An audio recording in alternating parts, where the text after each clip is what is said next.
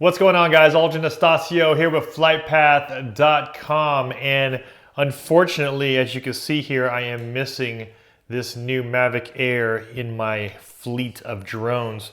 I do have, of course, the Mavic Pro and the Spark, so I am missing out that little gap right here, which is where the Mavic Air would sit.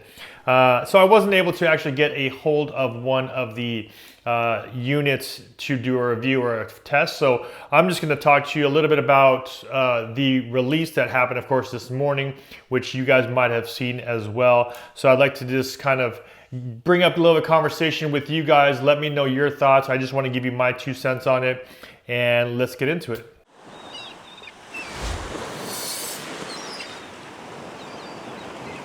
So I do want to apologize a little bit up front. It is kind of a mess in here. Like I mentioned in my previous videos, I am moving into a little bit of a new office, or at least making one of my rooms in my place into an office. First things first, we are here to talk about the Mavic Air, and I just want to give you guys my thoughts on it. I don't want to go into too much detail. There is a ton of specs on their website. I will also link all that information down below so you can see exactly what it is. So I'm not going to go into so much of the details about all of the new features.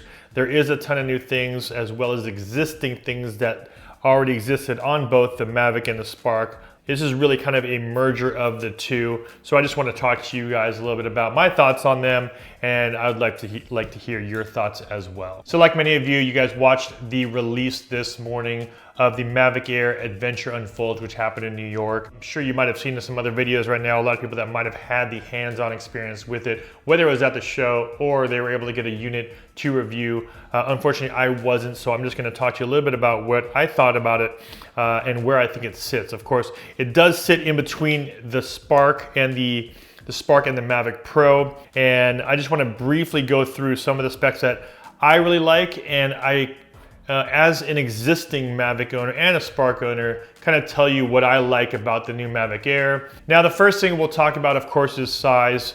The size that everyone is showing is, of course, a little bit smaller than the Mavic Pro, and it's actually even smaller than the Spark when it's collapsed, and then when it expands, it sits right in between as well. What they're trying to do, or I'm assuming they're trying to do, is they are basically trying to make the all-in-one drone that is the one that you pretty much must have in your bag. Now, to me, of course, at the time of release, this was about a year and a half ago, the Mavic was that drone. And it pretty much had everything that you're gonna need and want on it. 4K video, JPEG and RAW, collapsible, very, very small footprint. So for the past year and a half, I think the people that have had the Mavic Pro will agree that this definitely is a portable drone that you can still toss into your bag. A lot of people, when the Spark came out, thought that, oh, you know what, I don't need to go with the Mavic Pro, I could probably save half the price. Go with something like the Spark, which you were able to do. But of course, you were limited to non-foldable arms, you were limited to 1080p, and JPEG only, no raw video, as well as the bigger one, which is, for me, is a 2-axis gimbal on the Spark. That really made it difficult to try to maneuver your drone when you're doing video to get a lot more cinematic shots, because you're always so worried about that third axis and how slow you'd have to go in order for it to compensate for it. Some people think that the Mavic Air is a 32 megapixel camera. It actually isn't. It's a 12 megapixel camera. They are showing it to you as a 32 megapixel camera because of the fact that they're stitching multiple images together to create that panoramic photo, which equals 32 megapixels at the end of that stitch.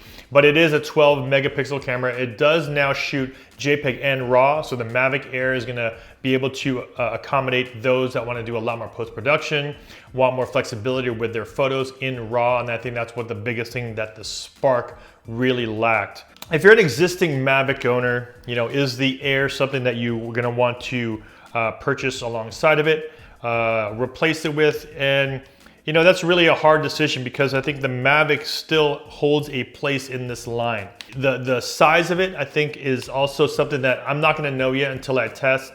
But every time I deal with, higher wind or wind velocity, you always want something that's a little bit more weight, has a little bit more weight to it, as well as has just a little bit more battery life.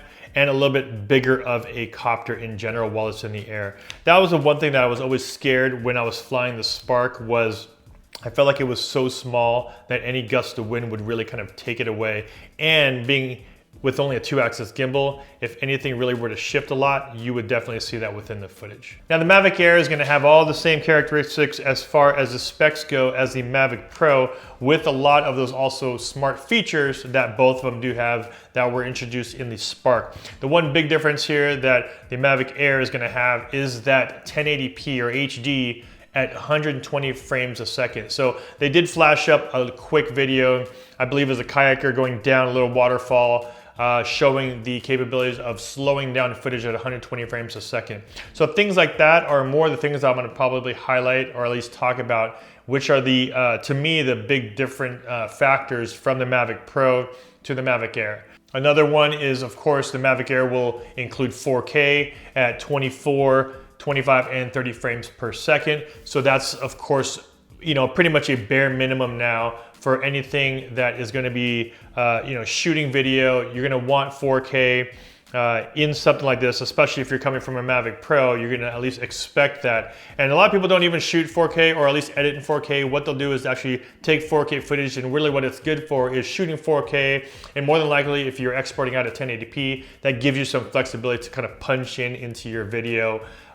Which is in a sense kind of like fake zooming into your video. So you're taking a 4K video and basically showing only 1080p of that video. So you're kind of able to punch in and manipulate the video if need be within your 1080 frame. So who is this drone for? It's really for now, being that it is in a sense the same size as kind of like a Spark, or maybe a little bit beefier than a Spark.